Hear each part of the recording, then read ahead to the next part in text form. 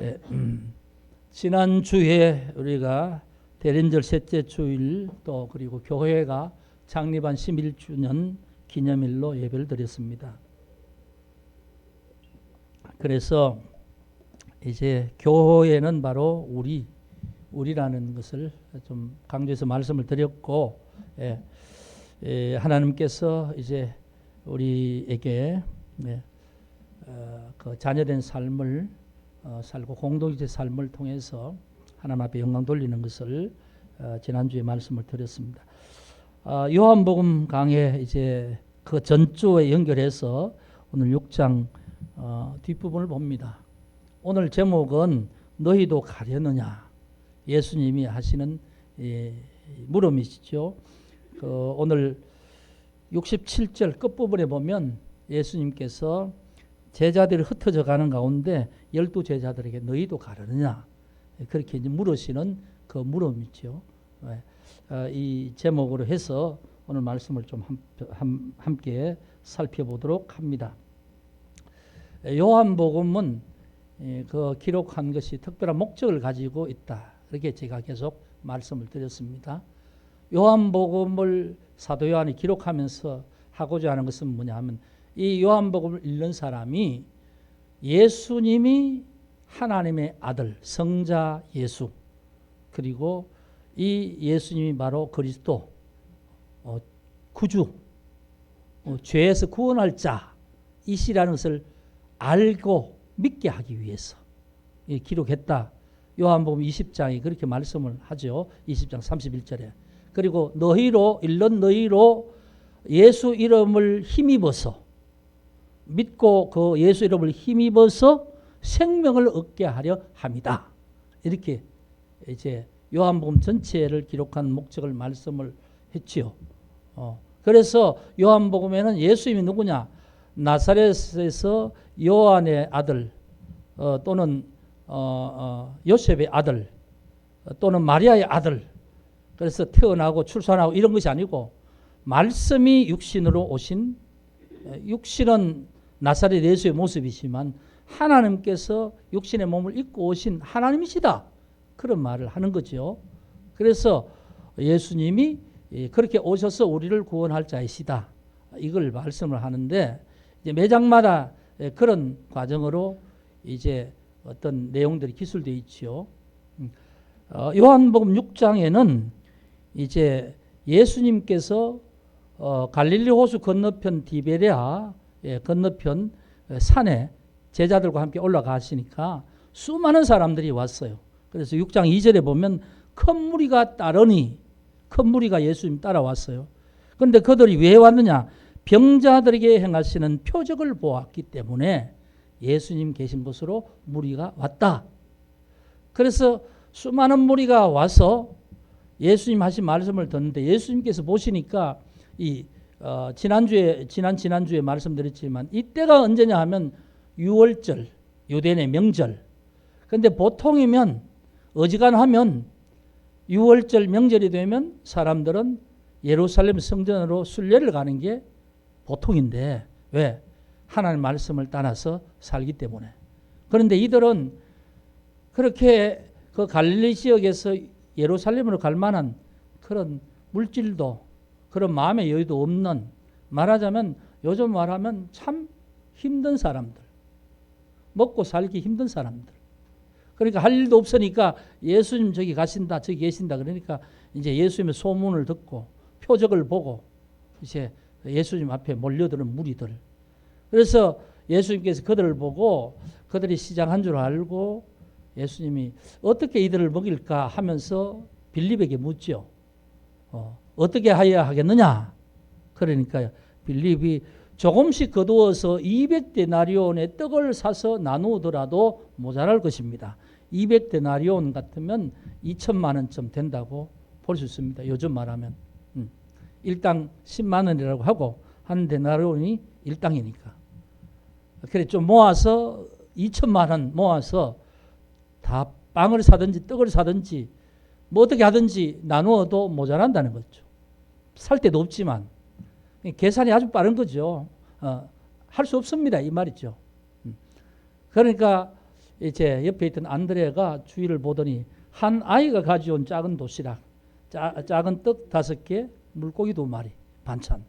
그걸 가지고 예수님 앞에 가져와서 이 아이가 가져온 도시락이 있는데 이거 가지고 뭐 하겠습니까? 그러니까 예수님이 하늘을 우리를 감사하시고 축사하시고 그걸 사람들을 이렇게 무리 모아 앉게 하고는 나누어 주셨다. 예수님 친히 나눠 주셨겠죠. 5천 명에게. 아마 나눠 주신다고 한나절 아니면 하루 온종일 걸렸는지 모르죠. 어떻든 배고픈 자에게 먹을 양식을 예수님은 그 기적적인 역사를 통해서 하신 거죠. 그리고 이제 예수님은 그곳을 떠나십니다. 떠나서 이제 가버나움이라는 갈릴리호수 북쪽 지역에 있는 당시로 말하면 로마 군대들이 거기 거주하는 그 지역으로 가신 거죠. 그런데 사람들이 하루를 지내고 보니까 예수님이 안 계시니까 예수님 찾아서 막 헤매고 다닙니다. 그래서 그 많은 사람들 중에 또 어느 정도의 숫자가 가버나움에 와서 예수님을 만나지요. 만나서 예수님께 왜 언제 여기에 오셨습니까? 이런 말씀을 하죠. 6장 25절 앞부분에 그렇게 말합니다. 랍비여 언제 여기 오셨나이까? 이렇게 말하니까 예수님께서 그들을 찾아온 그들에게 뭐라고 말씀하냐면 너희가 표적 때문에 나를 찾는 것이 아니고 배고플 때 내가 떡을 주는 오병이어로 떡을 주는 그것을 먹고 배불렀기 때문에 너희가 나를 찾는구나. 그러면서 하시는 말씀이 육신에 배부른 떡이 아니라 영을 위한 떡을 너희가 먹어야 된다. 그런 말씀을 하죠. 내가 곧 생명의 떡이다. 하늘에서 내려온 떡이다. 나를 먹으면 생명을 얻는다. 이렇게 이제 말씀을 하죠. 그런 말씀을 쭉 앞에서 하잖아요. 그런데 이 말씀을 예수님이 하실 때 이 말씀을 알아듣는 게 아니고 이제 이 사람들이 뭐냐 하면 이 41절에 보면 이렇게 말합니다. 자기가 하늘에서 내려온 떡이라 하심으로 유대인들이 예수에 대하여 수군거린다. 이 사람이 요셉의 아들인 줄 내가 아는데 자기가 하늘에서 내려온 떡이라니? 이게 무슨 말이냐? 수군수군거리는 거예요. 내가 이 사람을 아는데 자기가 왜 이런 말을 하지? 이런 거예요. 그러거나 말거나 예수님께서는 계속해서 이제 47절, 48절 계속 내가 진실로 너희에게 이르노니 믿는 자는 영생을 가졌나니 내가 곧 생명의 떡이다. 조상들은 광야에서 하늘에서 만나를 먹었지만 죽었다. 그러나 내가 너희에게 주는 떡을 먹으면 너희는 살 것이다. 이렇게 말씀을 계속하는 거죠. 하니까 그러면서 예수님은 무슨 말씀이냐면 이 떡은 내 살이고 내 피라는 겁니다. 내 살과 내 피니까 내 살을 먹고 내 떡을 먹는 자는 영생한다. 이렇게 말씀을 하니까 그 다음 52절 오늘 이제 읽은 말씀 여기 시작입니다. 이 말을 듣고 유대인들이 서로 다투어서 이르되 이 사람이 어찌 능히 자기 살을 우리에게 주어서 먹게 할 것인가? 맞죠? 상식적으로 맞잖아요. 그러면서 이제 예수님 하신 말씀에 대해서 수군거리고 도대체 뭐 자기가 하늘에서 온 떡이라고 하니까 그것도 이상하지만 내 살을 먹고 내 피를 마시면 생명을 얻는다. 그러니까 이 사람이 자기 살을 어떻게 뜯어서 우리에게 먹게 할 것인가? 말도 안 되는 소리를 한다 이거죠. 여러분 이런 이제 이 대화의 흐름을 이해하시겠죠? 유대인들이 볼 때는 당연한 반응이에요. 오늘 우리는 그 의미를 알기 때문에 그렇지만 이 사람들은 이제 예수님이 하신 말씀을 바로 듣는 상황에서 예수님이 하신 말씀이 믿어질 수가 없잖아요. 그러니까 수군거리고 이상하게 생각하고 서로 시비를 하는 거예요. 뭐 어떤 사람은 그런가? 그런 일이 어디 있느냐? 이제 이런 식으로 뭐 이제 서로 말들을 하는 거죠. 그러니까 예수님이 그들이 수군거리는 걸 아시고 또 얘기하는 겁니다. 내 살을 먹지 아니하면 내 피를 마시지 아니하면 생명이 너에게 없다. 그리고 54절에 보면 내 살을 먹고 내 피를 마시는 자는 영생을 가졌고 마지막 날에 내가 그를 살린다. 이렇게 말씀을 또 하죠. 54절. 그리고 55절 내 살은 참된 양식 내 피는 참된 음료로다. 내 살을 먹고 내 피를 마시는 자는 내 안에 거하고 나도 그 안에 거한다. 이런 알쏭달쏭한 말을 계속 하는 거예요. 그러니까 이 사람들이 이해가 안 되는 거죠. 그러니까 이 말을 듣고 이제 그 60절에 보면 제자 중에 여럿이 듣고 말하되 이 말씀은 어렵도다. 이 말씀을 누가 알아들을 수 있겠는가? 이렇게 말하는 거예요. 근데 어렵도다. 이 말을 어떻게 알아들을 수 있겠는가? 이 말은 이렇게 보통 우리가 들을 때는 그냥 아주 순화해서 기록했지만 한마디로 말하면 도대체 이 미친 말씀을 우리가 이해할 수가 없다는 거예요. 이 사람 미친 사람이 아니냐? 이런 의도지요. 도대체 자기가 뭐 하늘에서 내려온 떡이라느니 자기 살을 먹어야 된다느니 뭐 이렇게 말하는 이것이 이해가 안 된다는 말이에요. 그래서 결국에는 66절에 이제 보면 이제 이런 상황이 지나가면서 뭐냐 하면 그때부터 66절 봅시다. 그때부터 그의 제자 많은 사람이 떠나가고 다시 그와 함께 다니지 아니하더라. 이 분위기가 이제 이렇게 되는 거예요. 그러니까 그 전에 예수님의 말씀을 따르고 여기 이제 60절에 제자 중 여럿이 듣고 말하되 이 말씀은 어렵도다. 이 말은 여기 말한 제자는 12제자가 아니고 예수님을 따라다니는 무리 중에 계속해서 지금까지 예수님과 함께 따라와 다녔던 사람들을 말합니다. 자, 여러분 예수님이 기적을 행하신 소문이 계속 퍼져나갔죠. 예수님 가는 데마다 사람들이 오는데 오는 사람 중에서는 병이 나서 오는 사람도 있고 문제를 해결하기 위해서 부탁하기 위해서 오는 사람도 있지만 예수님의 그 행하시는 능력을 보고 이제 한번 따라 이 말씀을 듣고 한번 예수님 하신 어떤 기적을 보고 그 다음에 또 가시는 곳이 계속해서 함께 따라가는 거예요. 그 사람들을 제자라 이렇게 말하는 거죠. 근데 이 사람들이 여기 요한복음 6장에 와서는 뭐냐 하면 예수님 하신 말씀을 들어보니까 상식적으로 이해가 안 돼. 왜? 자기가 떡이고 자기 살을 먹고 자기 피를 마셔야 산다. 이렇게 말하니까 이해가 안 되는 거죠. 도대체 이 미친 소리냐? 이런 거예요. 도대체 어디까지 믿어야 되느냐? 알아들을 수가 없다는 거죠. 예수님께서는 이건 육에 대한 말이 아니라 영에 대한 말씀이다 해도 이해가 안 되는 거예요. 그래서 사람들은 떠나갔어요. 많은 사람. 앞에서 말하는 60절에 말하는 제자들, 이 사람들이 이 말을 듣고 이제 이 말 이후에 그때부터 그의 제자 중에 많은 사람이 떠나가고 다시 그와 함께 다니지 아니하더라. 자, 이 흐름을 아시겠죠? 그때 예수님이 12제자들에게 묻습니다. 너희도 가려느냐? 그러니까 12제자 중에 시몬 베드로가 거기 이제 68절에 이렇게 말합니다. 주여 영생의 말씀이 주께 있사오니 우리가 누구에게로 가오리까? 6장의 말씀을 다 듣고 난 후에 다른 사람 다 떠나갔는데 12사람 제자 중 제일 어떻게 보면 수제자라고 성격이 제일 급한 이 베드로가 예수님이 질문에 대답하는 거예요.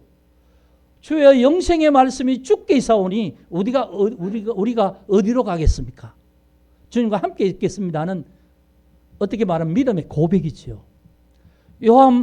마태복음 16장 16절에 예수님께서 너희는 나를 누구라 하느냐 할 때 베드로가 주는 그리스도시요 살아계신 하나님의 아들이십니다 하는 이 말씀처럼 요한복음에는 여기에서 이 베드로가 주여 영생의 말씀이 주께 있사오니 우리가 어디로 가오리까? 이런 고백을 하는 거지요. 그런데 예수님께서는 그 중에 한 사람은 자기를 팔자인 줄 알았는데 그게 바로 가룟 유다였더라. 요한이 이렇게 기록하는 거예요.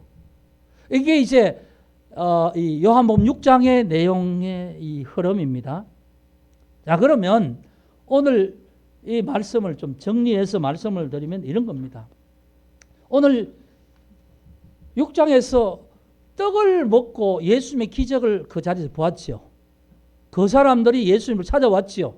예수님 뭐라고 말씀하냐면 너희가 표적을 보고 온 것이 아니고 오병이어에 배고플 때에 떡을 해서 주는 그 기적으로 떡을 먹고 예수님이 행하신 기적 때문에 떡을 먹고 배불러서 또다시 나를 찾아왔구나. 이런 말씀이에요. 예. 여러분, 마태복음에 보면 예수님이 공생애를 시작하고 기적을 해가지고 병을 고치고 난 다음에 많은 사람들이 예수님을 따라와요. 따라다녀요. 3년 동안에. 여기저기 예수님 가시는 곳마다 따라갑니다. 그래서 어떤 때는 귀신을 쫓아내는 기적을 보시기도 하고 함께 보기도 하고 뭐 병자를 고치기도 하고 문둥병자를 고치고 예, 나환자를 고치고 뭐 이런 여러 가지 이제 그런 모습을 보죠. 보고 예수님을 따라오는 사람들이 많이 있죠. 그 사람이 왜 따라오겠어요? 예수님이 행하신 일, 기적을 보고 표적을 보고 따라오는 거예요. 그런데 요한복음에서는 표적을 봤으면 예수가 그리스도임을 믿어라 그 말이에요. 근데 그건 안 믿어요. 그냥 신기하죠. 병 고치는 역사를 보니까. 그 다음 뭐 배고플 때 막 떡을 작은 한 아이의 이 점심을 가지고 예수님께서 막 나눠주니까 계속 정말 뭐 요술을 부리는 것처럼 계속 그 작은 그 양식이 없어지는 게 아니라 계속해서 그러니까 이 엄청난 기적이죠. 기적을 보고 신기한 거죠. 예수님이. 그리고 자기가 병 고칠 어떤 문제가 있다든지 소문을 듣고 자기의 필요를 따라서 따라다니는 사람이 있죠. 그런 사람들이 예수님 따라오는 거예요. 그런데 오늘 예수님께서 이제 오병 이후에 온 사람들에게 한마디로 말하면 너희는 나는 오병이어 기적을 통해서 내가 너희들 영혼을 살리는 생명의 떡으로 너희에게 믿음으로 그렇게 연결되기를 원했지만 너희는 거기는 관심이 없고 배고픈데 또 떡 먹었다는 거죠. 그러니까 또 배고프니까 또 떡을 주시겠지. 이런 기대로 왔다는 거예요. 그럼 말하자면 예수님 앞에 나온 동기가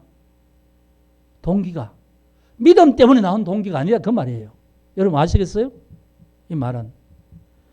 그러니까 이제 예수님께서는 그러면서 이제 하신 말씀이 자기가 하늘로서 내려온 떡이다. 나를 먹어라. 내 살을 먹어라. 내 피를 마셔라. 이렇게 말씀하는데 유대인들은요. 그 말 이해가 안 되는 거죠. 그런데 지금 가만히 생각해 보면 객관적으로 보면 그럴 수밖에 없어요. 우리는 예수님께서 다 이 십자가 사역을 완성하시고 2000년 지나서 기록된 성경을 보고 우리의 믿음으로 이 의미가 뭔지를 다 알잖아요. 그러니까 우리가 교회 생활하면서 성경을 통해서 보고 배운 그 모습대로 우리가 믿기로 작정하고 그 믿음을 고백하니까 그게 이상하지 않지만 예수님 말씀하실 때 그때에 그 사람들에게 들리는 예수님 말씀은 이해가 안 되는 거예요. 만약에 여러분 똑같은 입장에서 우리 앞에 예수님이 나타나셔서 내 살을 먹고 내 피를 마시면 영생을 얻는다 하면 믿어지겠어요? 수아 믿어지겠어? 안 믿어지지. 안 믿어지는 거예요. 그런데 그 이유가 또 있어요. 여러분 예수님이 내 피를 마시라 이런 말씀을 하지만 유대인들은 그때까지 피는 절대 마시면 안 된다. 율법에서 그렇게 가르쳤기 때문에 피는 금기. 왜 그러냐 하면 하나님이 이 범죄한 인간에게 이 짐승의 피도 마시지 말고 사람의 피도 흘리지 말라 이렇게 말씀을 하셨어요. 사람의 피를 흘린다는 살인이잖아요. 짐승을 잡아서 우리가 음식으로 먹을 때도 피 마시지 말라 이렇게 말씀을 했어요. 여러분 그거 한번 찾아볼까요? 여러분 창세기 한번 봅시다. 창세기 9장을 봅시다.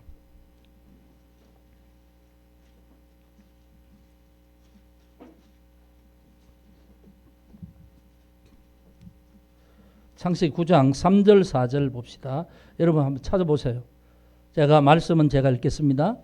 모든 산 동물은 너희에게 먹을 것이 될지라 채소같이 내가 이것을 다 너희에게 주노라. 그러나 고기를 그 생명되는 핏째 먹지 말 것이다. 이렇게 말씀하죠. 이때가 언제냐 하면 노아 홍수 이후에 노아에게 말씀하는 거예요. 홍수 이전에 하나님께서 아담과 하와를 창조하시고 나서는 아담에게 뭐라고 하시냐면 너에게 먹을 것을 주는데 열매와 과소, 채소, 열매를 너희 식물로 준다. 그렇게 말씀하죠. 그런데 이제 노아 홍수 이후에 짐승의 고기를 먹으라 하면서 그러나 피는 먹지 말라. 피는 생명이다. 이렇게 말씀하죠. 왜 노아 홍수 이후에 왜 먹으라 했는지 여러분 잘 모르시죠? 이게 정말 성경을 보면 어떤 하나님께서 인간에게 이런 말씀하신 원리가 있어요. 노아 홍수 이전의 세계와 이후의 세계는 다르니까. 노아 홍수 이전에는요, 사람들이 온 지구가 온난한 기후에 있었어요. 그런데 노아 홍수 이후에 이 지구의 위에 있던 수증기층, 물층이 홍수가 돼서 다 내려와서 그리고 나서 이 지구에 추위와 더위가 있게 됐어요. 말하자면 온실 효과, 온실이 걷혀져 버리는 것이죠. 이 물층이 온실 효과로 태양의 이제 빛이 들어오면 이 수증기층이 이 땅에서 이렇게 열기를 빛과 이 열기를 산란시키면서 북극과 적도가 상관없이 여러분 온실에 들어가면 뭐 어느 쪽이든 똑같잖아요. 그랬는데 노아 홍수 끝나고 난 다음에 북극 지방엔 이 추위가 있고 적도 지방에는 아주 더위가 있고 이러니까 더위와 추위가 있기 때문에 바람이 생기고 비가 생기고 태풍이 일고 그러잖아요. 그게 노아 홍수 이후 사건이에요. 인간의 삶의 조건이 달라졌으니까 혹한기에 우리가 견디려면 채소 먹고 안 되고 고기에 단백질을 먹어야 된다 그 말이에요. 그러니까 짐승을 먹으라는 거예요. 그런데 피는 먹지 말라는 거죠. 이것이 이제 출애굽기 이후에 넘어오면 하나님이 모세에게 똑같이 율법에 말씀합니다. 피는 생명이니 짐승을 피째 먹지 말라. 레위기 17장에 그렇게 말씀하죠. 그런데 피는 한 번 써일 때겠어요. 그건 뭐냐 하면 이제 출애굽 이후에 성막에 제사를 지낼 때 짐승을 죽여서 피를 제단에 바름으로 사람의 죄를 씻기는 죄사함을 받을 때 피 흘림과 함께 쓰임을 받는 거예요. 여러분 성경이 그렇게 맥락으로 말을 하고 있어요. 그러니까 말하자면 구약의 율법을 지키고 살아오던 유대인들은 피는 절대 먹으면 안 된다는 이런 의식을 가지고 있단 말이에요. 아시겠어요? 그런데 그 사람들 앞에서 예수님이 내 피를 마셔라, 내 살을 먹어라 하니까 이 사람 미쳤나? 이 사람이 정신이 없는 말을 하네? 그러면서 이 사람 말을 어디까지 믿어야 되지? 처음에는 말씀 들을 때 참 좋았잖아요. 말씀의 교훈이 놀랍다. 정말 하나님의 지혜가 아니면 어떻게 저런 말씀을 하실 수 있을까? 이렇게 놀라면서 따라다니다가 여기 이 말씀을 하면서 이해가 안 된다. 알아들을 수가 없다. 어떻게 저렇게 할 수 있느냐? 저 말 하는 게 저 미친 것 아니면 어떻게 저 말 할 수 있지? 이런 태도인 거예요. 이해가 되세요? 그러니까 안 믿는 거죠. 떠나가는 거죠. 저 사람이 이란 사입이라는 거죠. 자기가 하나님의 아들이라고 하면서 뭐 살을 먹으라고 하고 마시라고 하는 여러분 그런 거예요. 그래서 이 사람들은 표적을 보고 그러니까 예수님 말씀하는 영적인 뜻을 이해하지 못하고 육신적인 표적을 보고 따라왔다가 그 기대가 사라지니까 흩어지고 떠나가는 거예요. 이것이 바로 앞에서 큰 무리가 예수님께 나왔다가 오늘 6장에 그 요한복음 6장에 보면 제자들 중에도 이 말씀을 이후에는 예수님 떠나갔더라. 다시는 예수님과 함께 다니지 않더라. 여러분 이 흐름을 이해하십니까? 그러면서 예수님께서 제자들에게 묻는 거예요. 너희도 갈 거냐? 그러니까 베드로는 아니 주님 말씀이 거기 생명이 거기 계신데 우리가 어디 갔겠습니까? 그런 말로 이제 대답하는 거예요. 예수님이 하신 이 내 피를 마시고 내 살을 먹으라 하는 것은 뭐냐 하면 영적인 문제는 이렇게 해결된다 이런 말씀이에요. 지금 예수님이 내가 생명의 떡이라는 것은 육신을 위해서 먹는 떡이 아니고 영을 죄인들이 살기 위해서 영적으로 먹는 것이고 마시는 것이다. 그런데 먹고 마시는 것이 하나님의 일인데 그걸 어떻게 하느냐? 믿는 것이다. 그런 말이죠. 이해가 돼요? 예수님이 우리의 생명을 위해서 피를 흘리고 살을 찢기고 하는 것을 믿으라는 거예요. 믿어라. 영적으로 믿으면 영적으로 믿는 자에게 하나님이 생명을 주시고 그에게 영생이 있고 마지막 날에 주님이 그 예수의 떡과 살을 먹고 마시는 자에게 마지막 날에 다시 살려주신다. 완전한 부활로 하나님 앞에 서게 하신다. 그것을 지금 말씀하시는 거예요. 그러니까 유대인들이 이해 못하는 입장도 여러분 이제 아시겠죠? 왜 그런지. 근데 예수님이 하시는 말씀의 의미가 그들에게는 율법적으로는 이해가 되지 않는데 영적으로 이해하고 그 육신적으로 적용하는 것이 아니라 보이는 것을 적용하는 것이 아니라 영적으로 적용해서 영적으로 믿으면 된다 하는 거예요. 그런데 그 말을 이해하지 못하니까 많은 무리들이 어떻게 합니까? 떠나가지요. 떠나갔다. 심지어 제자들이라는 사람들조차도 떠나갔다. 이 제자들이라는 사람은 아까 말했듯이 그냥 한 번 온 사람이 아니에요.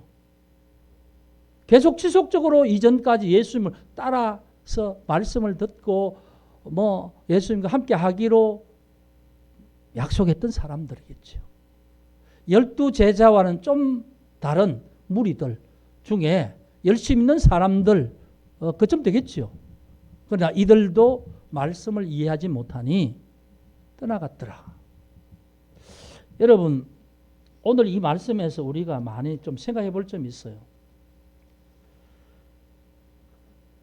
우리가 예수 믿는 동기가 여러 동기가 있잖아요. 어떤 사람은 몸이 아파서 예수 믿고 기도하면 낫는다 해서 신앙생활을 시작하는 사람도 있고 또 가정의 부모님의 어떤 신앙 배경 아래서 그냥 어릴 때부터 교회 다니면서 예배드리고 믿음을 부모의 믿음으로 이렇게 영향받아서 믿게 된 경우도 있고 또 친구 따라오기도 하고 여러 가지 유형이 있습니다.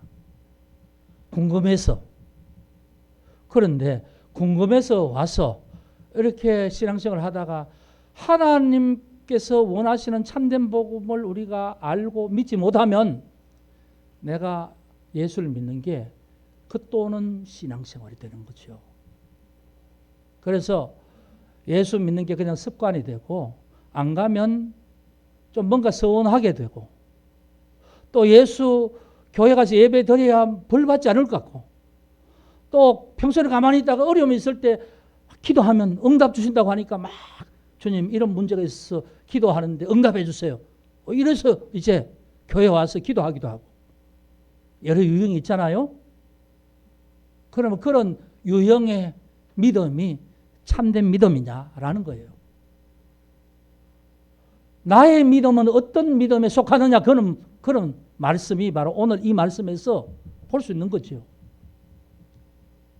처음에는 우리가 뭔가 아무것도 모를 때에 교회 오는 동기 예배 처음에 드리는 동기가 학교에서 안 믿다가 동아리에 친한 친구 가니까 가서 예배 드리고 참여할 수도 있잖아요. 그런데 그런 동기로 왔지만 그런 동기로 와서 그 다음에 넘어가야 될 게 뭐냐 하면 예수 그리스도에 대한 참된 복음을 바로 알고 믿고 그 믿음으로 하나님 앞에 생명을 얻고 하나님 앞에 살아야 되는 것이 바른 신앙생활이잖아요. 그런데 10년을 교회에 다니면서 예배를 드리고 신앙생활을 해도 예수 믿는 것이 내가 필요할 때 기도하면 응답해 주신다. 그러면 촛불 켜고 저 바위 밑에 가서 천지신명이시여 우리 아들이 뭘 하는데 군대 가는데 뭐 좋은 보직 받게 해 주십시오. 뭐 이런 기도 할 수도 있고 그렇잖아요. 촛불 켜고 비는 신앙하고 예수 믿는 신앙하고 뭐가 다르냐는 거죠. 똑같은 거지요. 그러면서 어떤 문제가 해결되지 않으면 하나님 내 기도 응답하여 주지 않으신다. 하나님 죽었다. 하나님 나를 사랑하지 않으신다. 이제 이렇게 생각하면서 하나님을 멀어지는 거죠. 이게 진실한 신앙이냐 그 말이에요.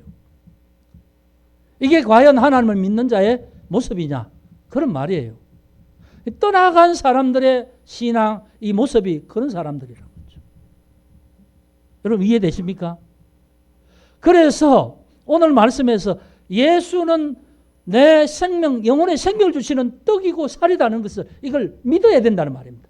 이게 예수님을 먹는 것이고 그 믿으면 예수님은 내 안에 나는 예수님 안에 예수님 그랬잖아요. 내 살을 먹고 내 피를 마시는 자는 나는 그 안에 그는 나 안에 있다고 하지 않습니까? 그렇죠? 믿음의 문제라는 거죠. 처음에 동기는 어떻게 했을지라도 예수님을 보고 나와서 반복적으로 예수님의 말씀을 듣는다면 바른 믿음으로 나가야 된다 그 말이에요. 그렇지 않으면 가짜라는 거죠. 가짜.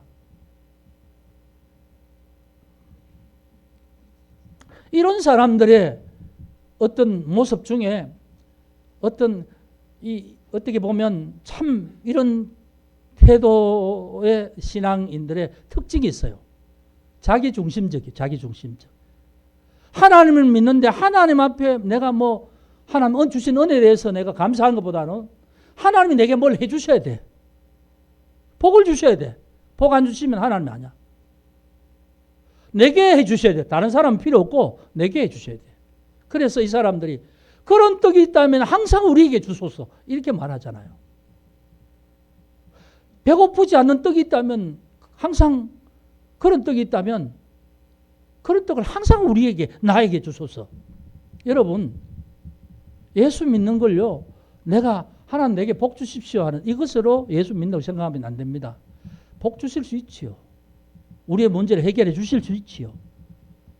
그러나 하나님은 우리는 하나님을 그 일만 하시는 하나님으로 믿으면 안 된다는 거죠. 하나님은 우리에게 그런 일을 다 해주실 수 있지만 그것 때문에 하나님을 믿는 것이 아니라 하나님은 나의 영혼의 주인이시며 영원한 나라에 우리를 인도하시는 분이심을 알고 나는 오늘 여기서 하나님을 경배한다는 거예요. 그게 바로 믿음이라는 거죠. 그런 믿음이 없다면 언제든지 내 어떤 요구에 응답하지 않으시고 내 필요에 만족해 하시지 않은 하나님은 나와 상관없는 분이니까 나는 항상 떠날 준비가 되는 거죠. 그래서 꼭 하나님과 뭐 딜을 하는 거죠. 하나님 내가 헌금 얼마 할 테니까 하나님 로또 복권 당첨시켜 주세요. 이런 사람도 있고요. 꼭 또 이런 기도를 해요. 하나님 이번 일만 잘 되면 땅이 팔리면 헌금하겠습니다. 하나님 안 속지요. 하나님 또 그런 물질을 원하시지도 않고요. 하나님은 우리의 중심을 원하시고 우리의 믿음을 원하세요. 하나님이 하나님이심을 알고 하나님을 경외하는 자를 하나님은 원하세요. 그런데 오늘 이 말씀을 보면 떠나가는 무리들은 그런 자가 아니었다는 거죠. 그러면서 마지막에 예수님께서는 그러면 너희도 가려느냐 물을 때에 베드로가 주여 영생의 말씀이 주께 있사오니 우리가 어디 가리까? 여러분 신앙 고백이 이게 신앙 고백이지요. 예? 주님이 계시는데 우리가 뭐 세상에 아무리 좋은 것 같이 보인들 거기에 어떻게 그이 따라가겠습니까? 우리는 주님만 보고 갑니다. 주님 곁에 있습니다. 이게 참된 신앙이라는 거죠. 여러분 오늘 이 말씀을 통해서 나의 믿음이 어떤 믿음인지를 한번 스스로 돌아보시길 주의 이름으로 축복합니다. 왜냐하면 이 부분에 대해서 심각하게 스스로 하지 않으면 평생 하나님을 믿는 게 겉도는 거예요. 본질과 상관없이 엉뚱한 것을 믿음이라고 생각하면서 스스로 위로하면서 살아갈 수밖에 없어요. 근데 여기 이 지점에서 분명히 나는 무엇 때문에 예수를 믿는가? 나의 신앙의 본질이 어디에 자리하고 있는가? 이 부분을 스스로 물어봐야 합니다. 그래야 흔들리지 않죠. 12제자, 물론 가룟 유다는 예수를 팔았지만 베드로처럼 주여 영생의 말씀이 주께 있사오니 우리가 어디로 가리까? 이게 오늘 주님이 우리에게 고백받으시고 싶어 하시는 신앙이에요. 신앙. 그런 고백이에요. 주님이 있으면 다 됩니다. 다른 것은 두 번째고 다른 것은 필요하지 않습니다.